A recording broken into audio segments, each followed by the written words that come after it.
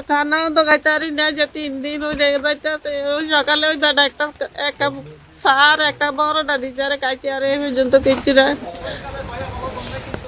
স্মরণকালের ভয়াবহ বন্যায় নাকাল কুমিল্লার মানুষ। টানা বৃষ্টি ও ভারত থেকে আসা পানিতে বাড়ছে গোমতীর পানি। বৃহস্পতিবার সকাল 7টায় বিপদসীমার 70 সেন্টিমিটার ওপর দিয়ে পানি বয়ে যাওয়ার রেকর্ড করা হয়েছে। পশ্চিম মাঝিগা চা বাগান বাড়ি, আমরা আজ 3 দিন আমরা রান্না খানা কিচ্ছু নেই বাবা, একটা কুট হবার কথা আছে না, আমরা সব পানির তলে বাবু। আমাদের এই যে গুমতি যে পানি আজ থেকে প্রায় 14 বছর আগে, 13-14 বছর আগে এর থেকে বেশি পানি হয়েছিল। আর এখনও যদি আর 2 ফুট 3 ফুট পানি হয় তাহলে আমাদের এই আগের মতন হবে। তখন এর আগে একবার ব্রিজ বন্ধ করে দিয়েছিল, আজ 13-14 বছর আগে গুমতি ব্রিজ বন্ধ করে দিছিল।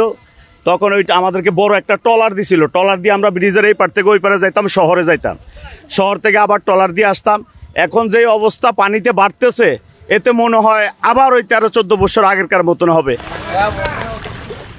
কুমিল্লার দক্ষিণাঞ্চল উপজেলার নাঙ্গলকোট, মনোহরগঞ্জ ও 14 গ্রামের অধিকাংশ গ্রাম প্লাবিত হয়ে গেছে।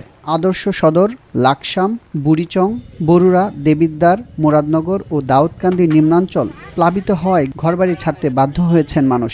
ছাগলের ফার্ম করছি, তো এখন ছাগলগুলো কোনো রকমে উঠাই নিছি, গরুগুলো উঠাই নিছি। আর এমনি জিনিসপত্র অনেক কিছু নষ্ট হয়েছে, হাঁস মুরগিগুলো নষ্ট হয়েছে। আর কিছু থাকার কিছু জিনিসপত্র বার করতে পারি নাই পানির কারণে।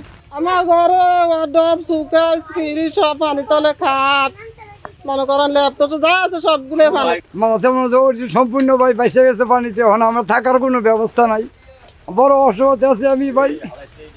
আমার অনেক টাকার মাল সামানা গেছে ভাই, আমি গরিব মানুষ, আমার 3টে মেয়ে, আমার কোনো ছেলে নাই।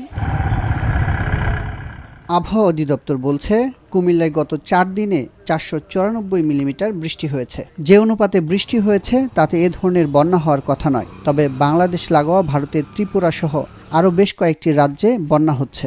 ত্রিপুরার ডম্বুর লেক এলাকায় গোমতীর উৎসমুখের গেট খুলে দেওয়ায় কুমিল্লার অবস্থা এমন ভয়াবহ হয়েছে। এ জেলায় বৃষ্টি ও বন্যার প্রভাবে 2 দিনে 4 জনের মৃত্যু হয়েছে। এর মধ্যে সোমবার মারা যায় 1 জন, আর বুধবার মারা যায় 3 জন। 2 জন বিদ্যুৎস্পৃষ্টে, 1 জনের মাথায় গাছ পড়ে, আরেকজনের মৃত্যু হয়েছে পানিতে তলিয়ে। পানি উন্নয়ন বোর্ড জানিয়েছে নদীর পানি প্রতিনিয়ত বাড়ছে, আশাব্যঞ্জক কোনো খবর নেই। গোমতীর বেশ কয়েকটি বাঁধে ফাটল ধরেছিল, বুধবার রাত থেকে সেগুলো টিকিয়ে রাখার চেষ্টা করা হচ্ছে। তবে পানি বাড়লে কারো কিছু করার থাকবে না বলে শঙ্কা জানিয়েছে পানি উন্নয়ন বোর্ড।